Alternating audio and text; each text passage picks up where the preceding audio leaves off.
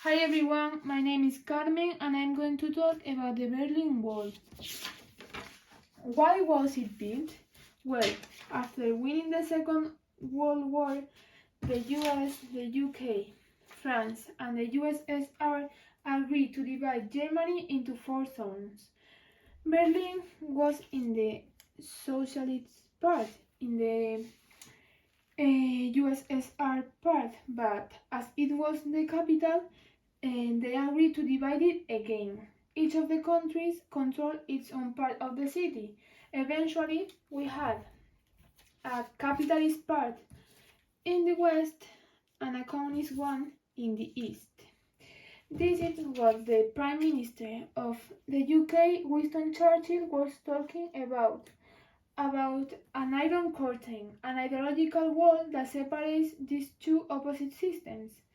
In the West, the US, the UK, and France created the Federal Republic of Germany, and in the East, the USSR created the German Democratic Republic, a satellite state of the USSR as Poland, Czechoslovakia, and Hungary.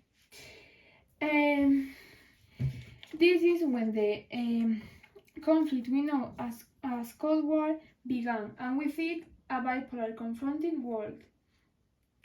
With the years, this division became a problem for the communist authorities, not only because the UK and the US secret services were using the city as its spying base, but also because more than 2.5 million people crossed from the east side to the west side from 1949 to 1961, attracted by bigger opportunities in the west. To avoid this, the communist authorities decided to build a wall the night of the 13th of August of 1961. This wall was used to divide the city in two parts. On the west side, they built a large moat, fenced with walls, and put obstacles to prevent vehicle access. The 115 kilometers were patrolled by the military with dogs 24 hours a day, and every few meters there were control towers. It measured more than 3 meters of height, and they called it the Death Strip. As a consequence, it separates families for almost 30 years, something traumatic for the German population. During these years, many tried to cross it unsuccessfully. 262 people died trying, and other miles were arrested. However, it wasn't impossible. More than 5,000 Berliners got to cross it through tunnels, hiding cars, or using clever methods. But in the late 80s, the situation was about to change radically. The USA, the UK, and France sent a complaint letter about the silent construction of the wall. The Soviet commandant answered that the Republic could do anything to protect its territory. The Berlin population was angry, not only the ones in the Soviet part, but also the ones in the Occidental part, as they were seeing how the restrictive rules were affecting their friends and family.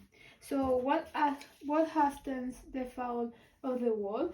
The communist governments were increasingly more corrupt and inefficient. The USSR was experiencing a deep economic crisis.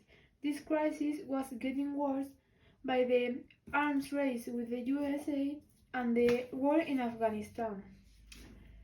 That forced the USSR to cut off the economic aid it had been giving for decades to all communist countries, including East Germany. All these problems generated a big social unhappiness, with the USSR leader Mikhail Gorbachev tried to answer with a bigger social and political aperture that was known as glasnost. Thanks to this, the citizens and the media from those countries began to have more freedom of expression and use it to criticize their governments. Numerous strikes and protests were convoked in all East part countries. Its citizens were exhausted from hard rules and wanted a similar Western lifestyle. In Poland, the Solidarity and Non-Communist Union movement by Lech Walesa succeeded in June 1989 in holding the first party elections in decades. That same June, Hungary opened its border with Austria. That allowed thousands of East Germans to cross to the western part. In Eastern Germany, President Erich Honecker faced massive protests but resisted the citizen demands. Eventually, Honecker resigned, and on November the 9th, the new East German government was forced to introduce new changes, such as allowing travel outside the socialist part. It was expected that the measure was applied the next day with restrictions, but when a journalist asked a high member of the RDA when it would be allowed to travel from one part to another, he answered, "From now on, immediately." With these announcements, thousands of people gathered at the border crossing in East Berlin and broke the siege towards the western part of the city. At that time, neither the border control troops nor the officials were informed, and they didn't shoot anyone. On the night between the 9th and 10th of November, the Berliners themselves began to destroy the wall. An excited crowd began to cross the open border, and some set foot in the West for the first time in their lives.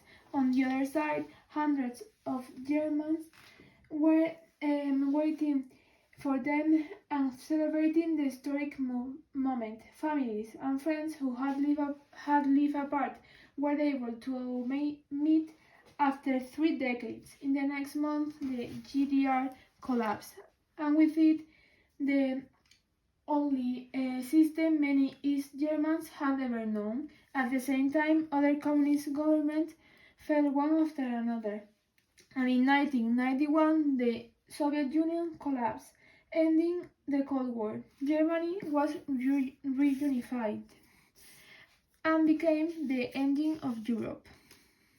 Nevertheless, the economic difference between the West and the East are still perceptible. A worker from the West earns on average almost 20% more than one from the East.